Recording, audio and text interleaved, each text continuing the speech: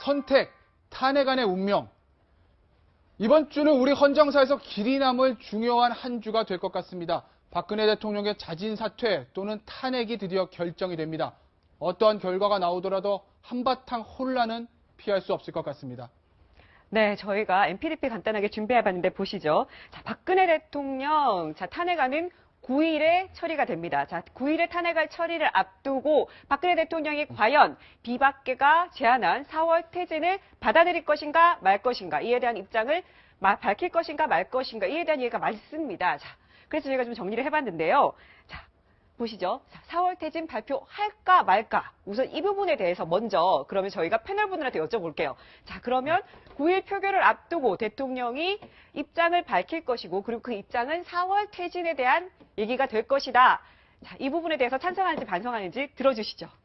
뭐 2대2로 갈립니다. 오를 둔 두 분은 4월 퇴진하고 6월 대선하는 걸 받아들일 것이다 라는 얘기고요. X를 둔 두 분은 야, 무슨 소리야, 대통령은 아무 말도 하지 않을 거야 라고 했는데, 먼저 오를 드신 분 한 분씩 먼저 말씀 들어볼게요. 최봉근 그러니까 평론가. 좀 간단하게 얘기해서, 네. 그러니까 4월 퇴진을 안 받아들일 경우에는 네. 비박도 확실하게 12월 9일 날 탄핵안에 찬성을 할 거 아니겠습니까? 뭐 지금까지 그렇겠죠. 얘기한 것이 있으니까. 네. 그렇게 될 경우에는, 자, 박근혜 대통령은 그럼 4월 퇴진이냐, 아니면 탄핵 절차에 따른 퇴진이냐, 네. 이거를 결정을 해야 돼요. 네. 그런데 본인으로서는 아마, 모르겠어요. 어떤 생각일지 모르지만, 탄핵이 아마 오히려 대통령이라는 자리에는 더 오래 있게 될지 몰라요. 아, 네. 그렇죠? 그거는 이제 탄핵은 4월 달까지 제가 보기에는 네. 안 끝날 가능성이 높거든요. 그렇게 되면 그럴지는 모르겠으나 그래도 역사적으로 탄핵당한 대통령으로 기록되는 것보다는 네. 차라리 자진해서 퇴진한 대통령으로 기록되는 게 좀 낫다 이렇게 판단을 할 가능성이 높을 것으로 봐서, 그렇다면 4월 퇴진을 발표하고 그리고 나서 뭐 비박계가 12월 9일 날 탄핵안 표결에 불참하는 쪽으로 그런 선택을 하지 않을까 이렇게 보고 있는 거죠. 네. 박근혜 대통령이 다음 주에 이제 또 어떤 식으로든 그 비박계가 요청한 것에 답을 할 거라고 보는 이유는요. 그 전에 있었던 일련의 과정들을 한번 보시면 될 것 같아요.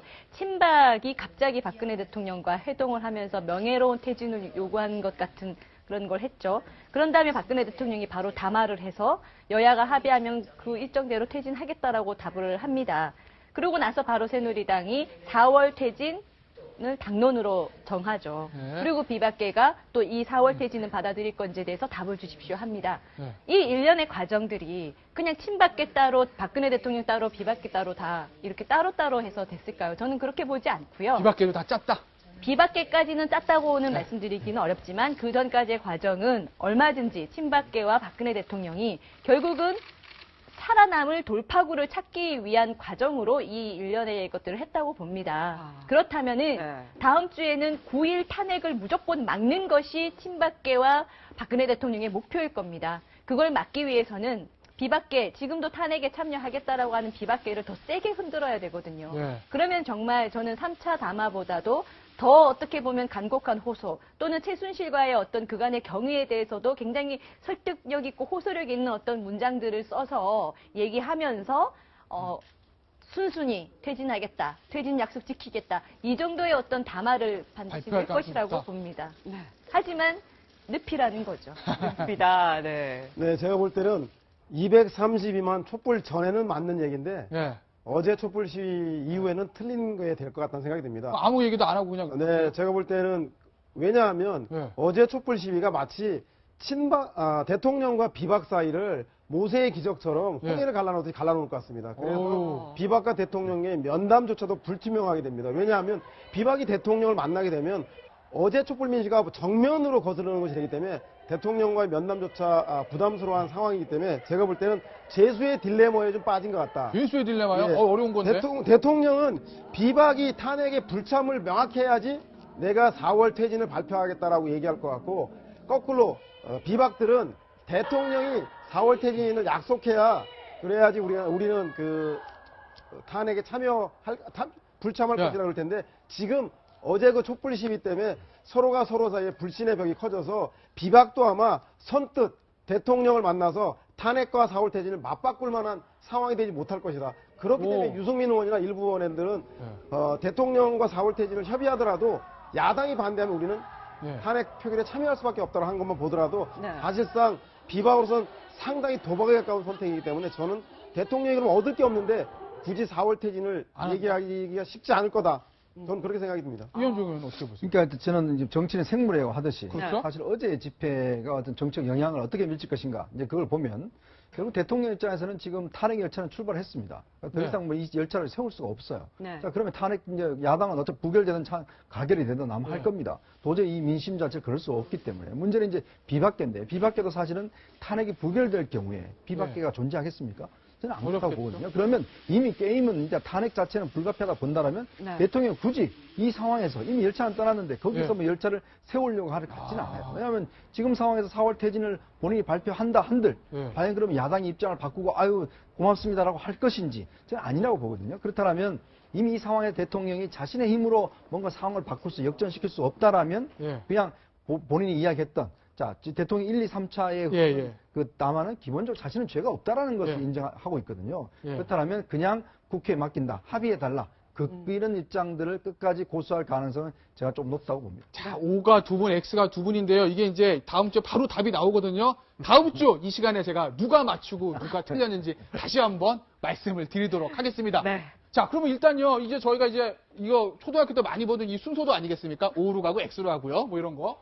퇴진 발표 이제 안 했을 경우 먼저 말씀을 드릴게요. 두 분도 안 할 거라고 예측하셨는데, 안 하면 비박들 당연히 뭐 참여하겠죠. 확률상. 그쵸? 그러면 탄핵안 가결이 됐을 가능성이 높다. 저희가 이렇게 분류를 해봤는데, 그러면 탄핵 가결되면, 그럼 이제 헌법재판소잖아요.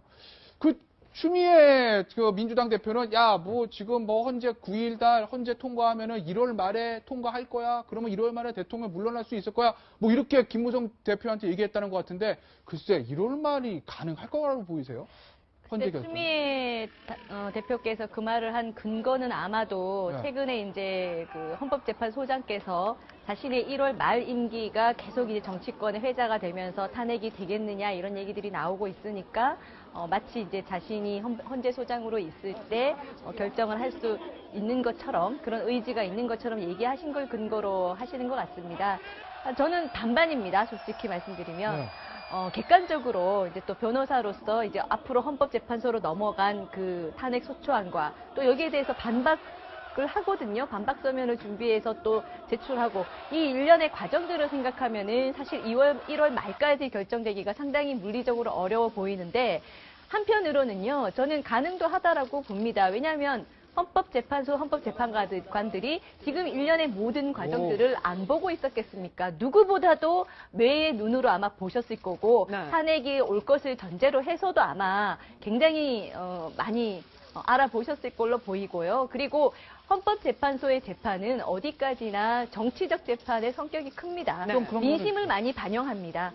민심이 대통령이 헌법 위반했고 대통령이 더 이상 헌법상의 대통령으로서의 그 의무를 위반했다라고 본다면 거기에 상당 부분 힘을 실어주는 판결을 할 가능성이 높다고 보여지기 때문에 저는 1월 말 결정도 가능은 할 수 있다라고 생각합니다. 1월 말 결정 가능하다 이렇게 말씀하셨고요. 뭐 대선 주자들이나 정당에서야 1월이냐 3월이냐가 대단히 중요하겠죠. 그럼요. 특히 야당 같은 경우는 빨리 하면 빨리 네. 할수록 탄핵 반대가 곧 야당 대통령에 대한 반대가 야당 지지로 손해낼 거기 때문에 선호할 텐데 국민들 입장에서는 1월이고 3월이고 중요한 게 아니라 지금 당장 대통령의 직무를 정지해서 지금? 대통령을 보고 싶지 않다라는 게 핵심이기 아이고. 때문에 제가 볼 때는 헌재도 그런 국민들의 바람들을 외면하기 쉽지 않을 것이다. 그래서 지난번 노무현 대통령 전례를 따라서 64일 정도 걸렸다고 한다면 아마도 1월 말 정도 전후에는 뭐 결정나지 않을까. 그럼 예. 그렇게 예측해 볼 수 있겠습니다.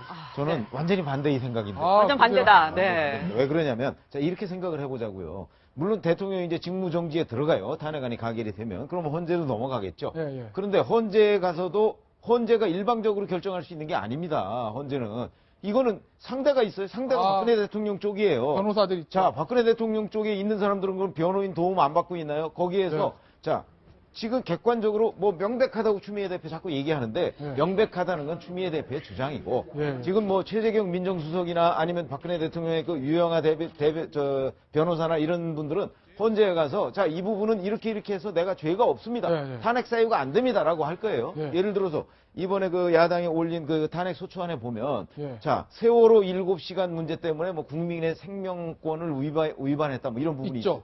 자, 세월호 7시간 그 자체 가지고서 지금 논란이 있잖아요. 예, 예. 청와대는 뭐 열심히 다 지시하고 뭐 할 거 다 했다는 거 아니에요? 예. 그 문제만 가지고서도 제가 보기엔 한 달은 다툴 수 있을 것 같아요. 아. 그 문제만 가지고서도. 예. 네. 그런데 그런 문제가 한 10가지 된다고요, 지금. 예, 10가지 되는데 이게 어떻게 몇 개월 만에 끝날 수 있는 문제냐? 네. 아무리 헌법재판소가 정치적인 기관이라고 할지라도 예. 그게 법을 도외시해가면서 완벽하게 도외시해가면서 음. 결정할 수 있는 기관은 아니거든요. 네. 그렇다면 이게 4월 전에 제가 보기엔 결론이 나올 가능성이 없다. 저는 이렇게 아, 늘어진다. 4월 전에 결론이 날 가능성이 없다 이렇게 어. 말씀하셨는데 그렇다면 자 9일에 탄핵안이 가결이 됩니다. 탄핵안이 가결이 되면 대통령은 직무 정지가 되지 않습니까? 그렇죠. 그 이후의 상황은 어떻게 되는 일단 겁니까? 대통령 직무 정지가 되면 대통령은 관저를 벗어나서 관저만 있어야 됩니다. 아. 공간에 나갈 수가 없죠. 아, 네. 그다음에 청와대 비서관들은 대통령 직무대행을 위해 권한 대행을 지시를 받아서 거기에 보좌를 하게 됩니다. 그리고 이제 권한 대행이 만약에 이제 황교안 총리가 이제 맡게 되겠죠. 그러면 황교안 총리는 예전에 고건 총리의 이제 사례를 보면 지금 대통령 권한 대행에 대한 뭔가 뚜렷한 뭘 할 수 있고 뭘 할 수 없다. 이거는 지금 명시적으로 돼 있잖아요. 근데 당시에 고건 총리가 뭘 했냐면 그때 이제 차관급들 인사만 했어요. 국무위원들 맞아요. 인사를 안 했습니다. 아. 그리고 이제 해외 순방이라든지 그다음에 외교적 정상회담은 안 했습니다. 네. 자, 그런 걸로 비춰보면 황교안 총리 때 권한 대행도 네. 기본적으로 이제 그 인사권이라든지 인사권도 아주 국무위원들에 대한 인사권은 행하지 않을 가능성이 높아요. 그 다음에 이제 예를 들어서 국민투표 부의권이라든지, 그 다음에 등등의 여러 가지 대통령으로 할 수 있는 고유한 권한들, 그래서 법안 부결권이라든지, 이런 것들은 행사하지 않을 가능성이 높아요. 즉, 그럼 뭐냐면 좀 관리하는 것들, 현재 있는 상태를 관리하는 것들, 그렇지만은 국군 통수권이나 이런 것도 기본적으로 갖게 되겠죠. 그렇지만 긴박한 것들은 하지만 나머지 것들에 대해서는 적극적으로 행사를 하지 않는 그야말로 관리형의 그런 내각이 될 가능성이 좀 높다고 봅니다. 자, 우리 대통령이 4월 퇴진 발표해서 4월에 퇴진을 하든 아니면 탄핵안이 가결이 되든 어쨌든 조기 대선은 불가피할 것으로 지금 보이는데 조기 대선 하게 되면 가장 이득을 볼 거라고 예측되는 사람이 바로 민주당의 문재인 전 대표입니다. 문재인 전 대표가 지금 지지도 1등을 달리고 있지만 이재명 성남시장의 거센 추격을 받고 있는데 이와 관련한 문재인 전 대표의 얘기 한번 들어보도록 하겠습니다. 이재명 시장이 아주 잘 하고 있는 것은 맞고요. 정말 사이다 맞습니다. 당하고 보조를 이렇게 맞출 필요가 또 있고요. 그만큼 책임이 더 무겁기 때문이라고 그렇게 생각을 합니다. 어쨌든 사이다는 금방 또 목이 마르잖아요. 탄산음료가 밥은 아니죠. 고구마는 배가 든든합니다. 갑자기 고구마 먹으면 목 체하잖아요. 그래서 목 좀 축이고 사이다로 그러고 난 다음에 고구마로 든든하게 배 채우고 열심히 하면 되지 않을까 생각합니다. 네, 고구마냐 사이다냐 신경전이 팽팽합니다. 이 얘기만 들어보면 자 문재인 전 대표가 확실히 최근에 지지율 3위, 그러니까 일부 여론조사에서 지지율 3위, 심지어 오차 범위 내에서 자기를 따라붙은 이재명 전 성남시장에 대해서 굉장히 신경을 좀 쓰는 것 같다는 생각이 들어요. 저는 저 두 분의 말씀 속에 이미 답이 나와 있는 거 아닐까 그래요? 생각이 들어요. 고구마와 사이다는 제가 생각했을 때 서로 대립하는 관계가 아니라 고구마를 먹을 때는 사이다 같은 좀 고구마가 좀 속을 답답하게 할 수 있는 음식이기 때문에 시원하고 뻥 뚫어줄 수 있는 음료수를 같이 마시잖아요. 그 말씀을 지금 희한하게 두 분이 딱 맞춰서 사이다, 고구마. 그러니까 역할이 있는 거죠. 상호 이제 보완되는 오히려 역할이 있다는 말씀처럼 들려서 사이다, 고구마 아주 괜찮은 비유이신 것 같습니다. 네. 이제 문제는 그렇죠. 이제 사이다를 네. 먼저 먹을 것인가, 고구마를 먼저 먹을 것인가. 뭘 먼저 먹을까요? 분명히 있습니다. 네. 그렇기 때문에 아마 비유를 해서 이야기를 했는데 먼저 속을 좀 뚫어 놔놓고 먹을 건지 아니면 고구마부터 먼저 먹을 건지 이런 부분에 대한 것들은 논란이 있겠죠. 그러나 이재명 시장이 네. 사실은 사이다를 먼저 먹고 고구마를 먹으면이라고 네. 얘기를 했지 않습니까? 그거는 제가 보기에는 약간 좀 위트로 넘어갔어야 될 일인데 저걸 너무 진지하게 받아들인 것 같아요. 왜냐면 이재명 성남시장의 경우에 보면 우리가 이제 왜 고구마는 문재인 전 대표가 얘기하는 고구마는 메인 디시입니다. 배를 이제 든든하게 채우는. 사이다는요, 그 메인 디시가 아니고 그냥 사이드 디시 정도에 필요한 거거든요. 네. 그러면 지금 대선은 메인 디시입니다. 그러니까 문재인 전 대표는 대선 후보로는 내가 적당하다고 얘기를 하는 거예요. 근데 이재명 성남시장은 사이다 먹고 고구마 먹는, 그러니까 그런 사태는 있을 수가 없어요. 그래서 이제 이재명 성남시장이 이 대목에서는 제가 보건대는 네. 빨리 이 국면을 탈출하고 본인도 고구마, 메인 디시에 가깝다는 걸 빨리 보여주는 게 급선무가 아닐까 싶습니다. 네. 네, 어찌됐든 더불어민주당으로서는 사실상 그동안 문재인 독주에 대한 우려가 많지 않았습니까? 네, 네. 친문당이다. 네. 그리고 뭐 이래문이다. 그래서 이래도문 저래도문 이런 비판이 많았는데 아마 이재명 성남시장이 등장함에 따라서 네. 양자 구도가 활성화되면서 이제 더 이상 뭐 독주 체제는 아닌 것이기 때문에 더불어민주당의 경선 과정의 흥행이 되어 간다라고 국민들 주목을 받을 것 같다는 생각이 들고 재밌는 것은 야당 전체 지지율 합치면 대선 주자들이 55%가 나옵니다. 따라서 이재명 시장이든 문재인 전 대표든 간에 그 55%를 잘 모아가는 사람이 결국 정권교체의 주역이 될 수 있다라는 그러네요. 희망의 사인을 보는 것은 아닌가 그런 생각이 듭니다. 자, 어쨌든 뭐 야권에서 지금 문재인 전 대표하고 이재명 전 시장이 강한 경쟁을 하고 있는 것 같아요. 민주당에서요. 나름대로 조기 대선을 준비하는 것 같습니다. 이쯤에서 우리가 외국에 계신 분 한번 봐야 될 것 같은데 이게 대선이 이렇게 빨라지면 과연 지금 지지도 1, 2위를 다투고 있는 반기문 유엔 사무총장은 어떻게 할 것인가? 얼마 전에 반기문 유엔 사무총장이 본인의 어떤 입장을 표명을 했습니다. 한번 보시겠습니다. 네. 자, 반기문 총장이 외신과의 인터뷰에서 네. 이렇게 얘기를 했습니다. 자, 한국 국민들이 가능한 빠른 시일 내에 이 사태를 수습하고 그래야 헌법에 따른 국정 정상화가 가능하다. 이렇게 입장을 밝혔습니다. 이게 가장 최근 입장입니다. 바로 2일 인터뷰에서 이렇게 얘기를 한 거거든요. 자, 여기서 헌법에 따른 국정 정상화가 가능하다. 이게 도대체 무슨 뜻인가요? 형사적 소추가 있는 네. 대통령에 대해서 단죄할 수 있는 유일한 방법이 네. 탄핵이기 때문에 네. 일견 헌법의 가치에 따라서 탄핵에 들어가야 한다는 것처럼 비치지만 그건 해석하기 나름이고 네. 그냥 헌법을 이야기함으로써 일반적인 얘기를 하면서 기름장어다운 얘기를 한 게 아닌가라는 생각이 듭니다. 뭐 이런 생각해보면 안 되겠어요. 원래 이제 죄송합니다. 반기문 전 유엔 사무총장 같은 경우에는 친박과 같은 배를 탈 것이다. 뭐 이런 예측이 있었는데 헌법에 따른 국정 정상화 탄핵하자는 거 아니냐. 그럼 난 이제 친박과 결발할 거야. 그럼 나는 뭐 비박을 하든지 아니면 제3지대에 나와서 뭐 안철수 국민의당 전 대표와 손을 잡든지 나는 뭔가 중도 개혁 세력에서 한번 제3지를 만들어 볼게.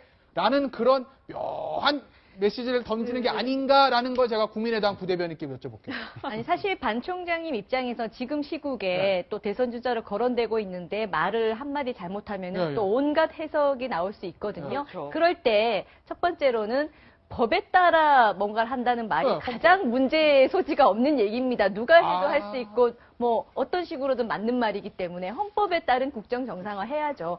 하지만 한편으로 저는 반기문 총장님 입장에서는 탄핵이라는 말을 입에 담으면 굉장한 파장이 있기 때문에 못 담았지만 헌법에 따른 국정 정상화 저는 탄핵을 염두에 두고 말했다고 봅니다. 왜냐하면 지금 반기문 총장님 입장에서 사실 친박계와 박근혜 대통령을 업고 간다는 것은 뭐 거의 불가능한 일에 가깝다고 보거든요. 그러니까는 헌법이라는 너무나 당연한 것을 거론하면서 헌법 안에 있는 탄핵제도를 통한 정상화 얘기를 한 게 아닌가 이런 생각이 듭니다.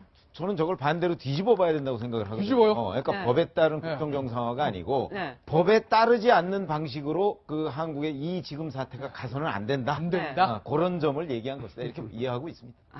자, 우리가 지금까지는 그 탄핵안이 가결될 경우들을 한번 예측을 해봤습니다. 그 전제에는 박근혜 대통령이 4월에 퇴진한다.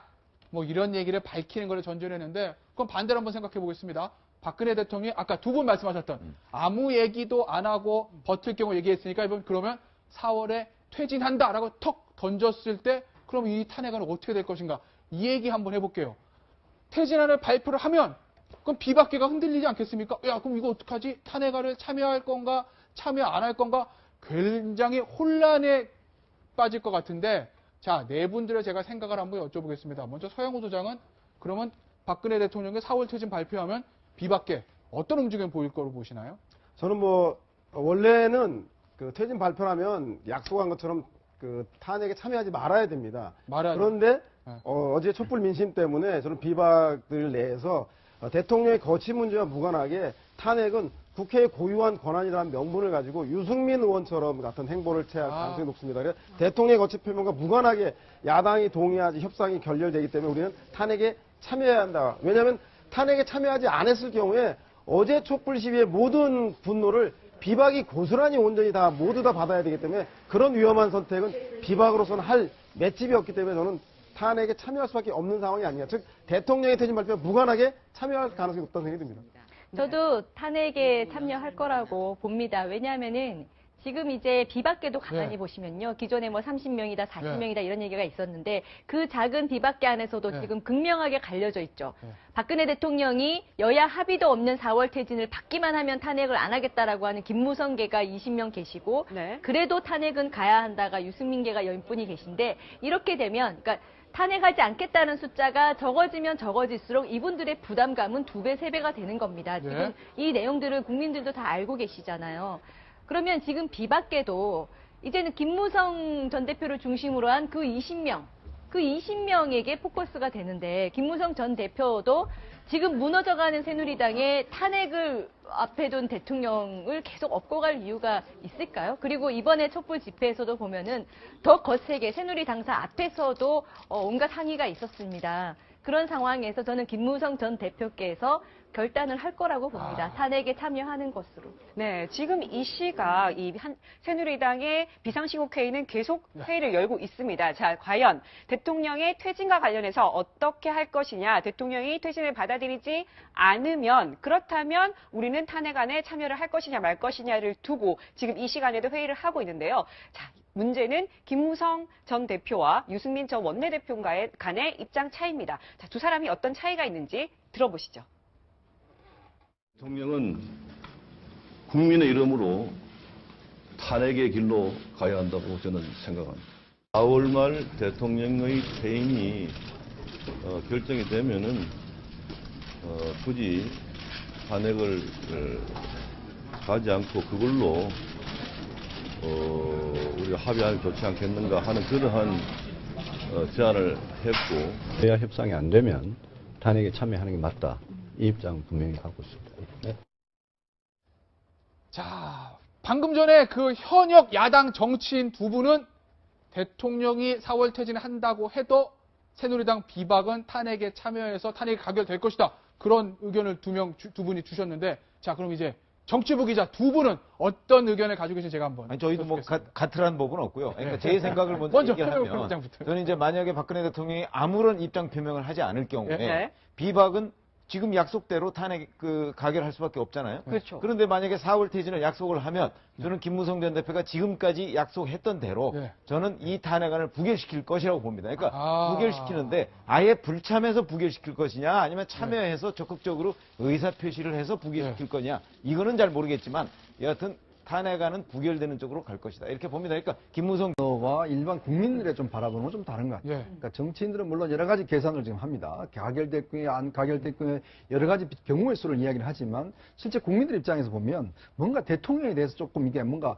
좀 징계를 내리고 싶은 그런 징계요? 심정이 있는 거예요. 그러니까 네. 그리고 뭔가 가시적으로 네. 대통령 스스로 결정하는 게 아니고 네. 국민의힘이라는 게 뭡니까? 결국은 국회의원을 통해서 뭔가 국민들이 표현하고 싶은 거거든요. 예, 예. 그 민심이 결국 어제 했던 저는 그 민심이라 본다면 만약에 이 부결될 경우는 정말 정치판에 저는 완전히 바뀔 것 같습니다. 그러니까 기존에 있는 국회의원들, 이 여당뿐만 아니라 야당도 마찬가지입니다. 즉, 야당도 마찬가지로 지금 아무 대책 없이 지금 뭐 자기들끼리 하겠다는 거 아니겠어요? 뭔가 결과는 없이. 그러니까 그런 부분에 대한 저는 또 국민 심판도 있다고 봅니다. 그러면 대선판 자체는 오히려 이 국회의 기득권 세력들 자체는 상당히 이제 없어지면서 이재명, 반기문, 정말 국회 밖에 있던 분들이 급상승하는 그런 효과를 누릴 걸로 봐요. 예. 자, 그러면 과연 그런 것들을 기존에 안에 있는 주자들이 감당해낼 것인가? 그런 부분을 봤을 때는 문재인이라든지 김무성, 뭐 유승민 이런 분들은 어떻게 하든지 간에 국회 중심으로 끌고 나가려고 할 겁니다. 네. 그러면 일단은 국민들의 민심을 적절하게 반영하는 그런 조치를 하고 이후에 정치적 계산을 할 거라고 본다면 일단은 탄핵 조치는 저는 할 거라고 봅니다.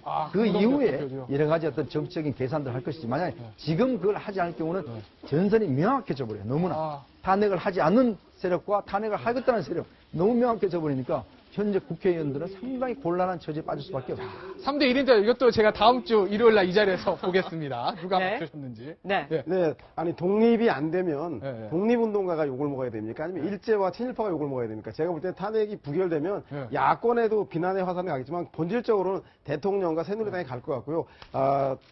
탄핵이라고 한 전투에는 야당이 패배했을지 몰라도 그 대선이라고 한 전체 전쟁에서는 오히려 국민들이 이번이야말로 정권을 심판하고 정권을 교체해야 될 필요성을 느끼는 것 아닌가 그래서 제가 볼 때는 탄핵 전투가 실패하더라도 대선이라고 한 전쟁에서는 야당이 승리 가능성이 더욱더 높아질 것 같다는 것으로 예상해 볼 수 있겠습니다. 저는 이 부분도 좀 반대인데 무슨 네, 얘기냐면 질 거 뻔히 아는 거 그렇잖아요. 탄핵 부결될 걸 뻔히 알면서 올려서 하는 건 무슨 배짱인가요? 야당이요? 네. 아니 그러니까 야당이 그러니까 질 걸 뻔히 알면 그거를 가결시키는 게 목적이지. 예. 그냥 우리 탄핵 한번 했다. 예, 예. 한번 뭐 올려봤다. 뭐 이게 목적은 저는 아닐 거라고 보는 아니 거죠. 그 말씀은 네. 동의할 수가 없는 것이 야당은 할 거 다 했습니다. 야당에게 표가 2표씩 있다면 얼마나 좋았겠습니까? 네. 그리고 새누리당 안에 친박계가 80명 가까이가 있는데 네. 그 80명이 처음부터 탄핵에 찬성하겠다고 했으면 될 일을 네, 네. 박근혜 대통령하고 똑같은 원죄가 있는 새누리당 안에서 무려 80명 이상이 탄핵을 못한다고 쓰러져 있고 나머지 그나마 의식 있다고 보여지는 비박계를 붙잡고 어떻게든 탄핵안을 가결시키려고 최선의 노력을 다하고 있는데 저는 진심으로 비박계 내지는 새누리당 안에도 국민 민심에 따라서 탄핵표 무기명이잖아요. 어차피 그렇죠. 누가 친박계에서 누가 배신했는지 비박계에서 누가 정의의 손을 잡았는지 어차피 박근혜 대통령은 모릅니다. 네. 모르니까 무기명이니까 양심껏 하셔서 탄핵 가결시킬 수 있다라고 믿습니다. 근데 정치는요. 탄핵이 안 될 걸 알면서 뭐 아니, 발의를 그러니까 저는 이건 하죠. 국민의당의 정치적 주장이라고 아니, 받아들여요. 정치는 결국 이게 혁명을 하는 게 아닙니다. 네. 네. 정치는 뭔가 물건을 만들어야 되는 거예요. 자, 그럼 야당이 지금 야3당에 보면 국회 주도권을 잡고 있지 않습니까? 그렇죠. 그럼 뭔가 뭐 정치적 물건들 만들어낼 책임이 있습니다. 자, 그러면 새누리당의 비박계를 향해서 부역자다. 그렇게 욕을 해놔놓고 이제 와서는 당신들 뭐 하니까 이렇게 해라. 이건 아니거든요. 뭔가 결과물을 만들어내는 데서는 정치적인 그런 노력이 필요한 것이고 그 노력들에 대해서는 기본적으로 주도권을 잡고 있는 네. 야당한테 책임은 분명히 있다는 것이죠. 맞습니다. 그 부분에 있어서는 국민의당이 네. 동의를 하기 때문에 지난번 2일 사태 보십시오. 2일에는요. 비박계 그 누구도 멘붕 상태여서 네. 아예 표결에 참여 안 한다고 했습니다. 네. 2일만큼은 발의를 하자마자 바로 부결이에요. 그래서 이렇게 바로 부결되는 걸 어떻게 국민 앞에 보여주냐.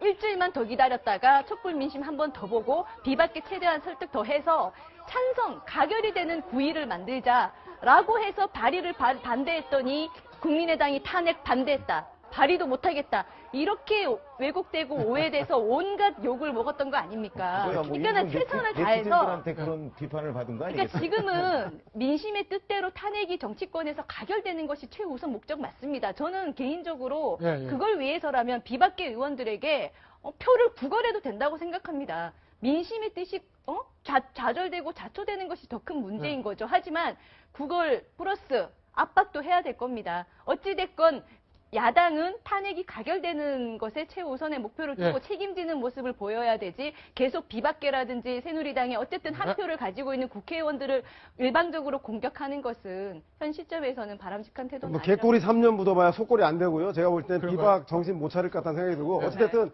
부결도 가결도 정치인이 선택할 전술이면 틀림이 없습니다. 그것도 하나의 전투이고요. 하지만 그 책임 또한 국민들이 준엄하게 물을 거기 때문에 제가 볼 새누리당도 야당도 이번 탄핵에 대한 스스로에 대한 결정에 대해서 국민의 준엄한 심판을 받을 각오는 돼 있어야 될 것 같다는 생각이 듭니다. 네, 어쨌든 자 야당의 대표들은 벌써부터 이 만약에 탄핵안이 부결될 경우에 어떻게 하나 이에 역풍맞기에 들어간 것 같습니다. 자 어제 이 두 당의 대표가 어떻게 얘기했는지 들어보시죠. 이 현실적으로 새누리당 비박계 의원들이 참여하지 않으면 탄핵안 통과가 어렵습니다. 그런데 말씀드린 것처럼 청와대의 회유와 협박에 넘어가지 않기를 헌정 질서를 수호하는 마지막 그들의 양심에 촉구를 하는 바입니다. 일부에서 이 박지원과 국민의당이 탄핵 상정을 반대하는 것으로 잘못 알려져 가지고 새누리당의 표는 필요하지만은 함께 정체성을 무시하고 우리 국민의당이 그런 통합 혹은 새누리당과 연대는 절대 없다는 것을 다시 한번 선언합니다. 예, 뭐 야당의 두 대표도 지금 강하게 지금 탄핵을 압박을 하고 계시는데 만약에 현실적으로 12월 9일 날 탄핵이 부결되면 그 후에 후폭풍은 어디로 갈 것인가? 그걸 저희가 잠시만 짚어보겠습니다. 자, 이거 뭐 비박에 탄핵 다 참여하면 가결되는 거고요. 그럼 아까 얘기한 거고. 비박에 탄핵 참여 안 했다. 그럼 200명 안 되잖아요. 그럼 부결되는 거잖아요. 그럼 전국이 교착되겠죠? 그럼 뭐 탄핵안 재발의할 것이냐? 거국내가 협상할 것이냐? 이 물음표는요. 저희가 왜 했냐면 야당과 여당, 새누리당과 뭐 국민의당, 민주당이 뭐 서로 너희 때문에 그랬다. 온갖 지금 충돌과 뭐 비난전 있지 않겠습니까? 그래서 저희가 글로 다 담을 수 없어서 물음표를 했던 건데 자, 최병호 평론가 어떻게 보시나요? 아니, 만약에 이제 저런 식으로 되면 탄핵안을 재발의할 거예요. 재발의하는 게 정기국회가 끝날 때까지는 재발의가 못 하지 않습니까? 네. 왜냐하면 한 회기 내에서는 못 하니까. 그러니까 이제 다음 국회를 또 열어서 임시국회를 열어서 거기에 탄핵안을 또 발의해가면서 계속해서 그러니까 더불어민주당과 국민의당은 새누리당 비박계, 뭐 친박계는 이미 뭐 이 부분에 관해서 이제 떨어져 나갔다고 보고 비박계를 압박하는 그 여러 차례의 뭐 이를테면 펀치죠. 펀치를 계속 가할 것이다.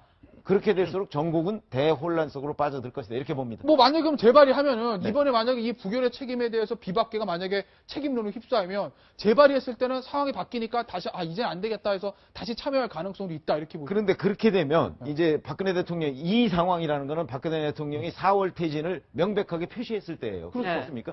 그렇게 되면 이제 국민들도 자 4월 퇴진이 옳으냐 아니면 탄핵을 통해서 그 일종의 뭐 불투명한 어떤 퇴진 그 스케줄 아니겠습니까? 이게 옳으냐는 것에서 찬반 논란이 굉장히 국민들 사이에도 있다고 봅니다. 저는 사실 저게 되면 이제부터는 대선 국면으로 간다고 봅니다.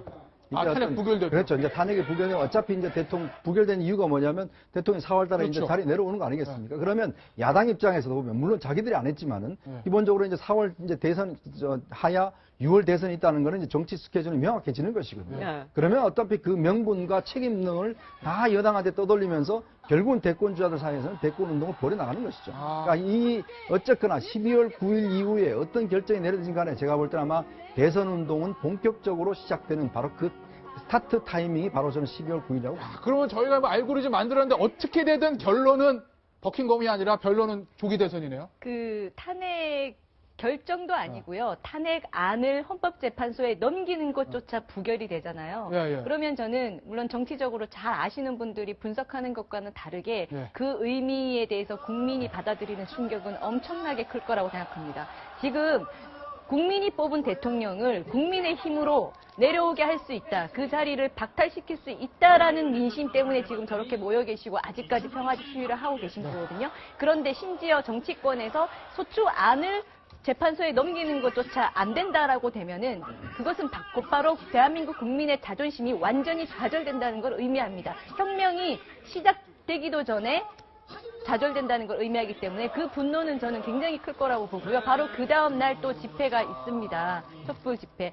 그때는 과연 평화적 집회일까요? 진지하게 생각해 보셔야 될 것 같고 또 하나 야당 입장에서는요.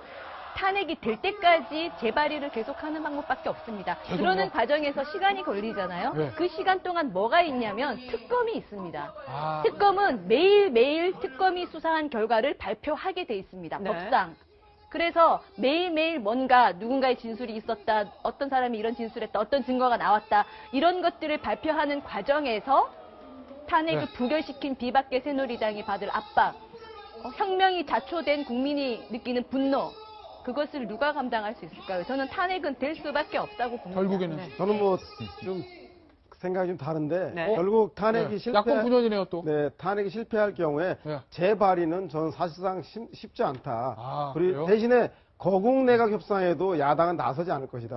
그래서 최순실 박근혜 게이트에 대한 이 문제에 대해 책임을 묻지 않으려고 하는 박근혜 최순실 게이트의 편에 선 새누리당이냐 아니면 국민의 편에 서느냐 이 두 가지 싸움으로 돼서 저는 전국은 더 급냉되지만 탄핵 전투에 대한 패배가 곧 대선 전쟁이라고 하는 것의 패배를 의미하지는 않는다. 국민들은 탄핵에 패배한 것들에 대해서 야당에 대해서 그 패배에 대한 비판을 하겠지만 그렇다고 해서 결정적인 문제는 정권에 대한 심판이라는 문제는 거두지 않을 거기 때문에 이후에 대선전에 있어서 야당 지지들의 국민들의 여론들은 야당이 좋아서가 아니라 집권 여당과 박근혜 대통령을 심판하기 위한 수단으로서의 그 야당으로서의 정권교체의 의지는 더욱더 커진다. 따라서 탄핵 전투는 실패했지만 대선이란 전쟁에서는 국민들이 배르고 벨러서 정권교체 의지가 더욱더 넓어질 것이라는 생각이 듭니다.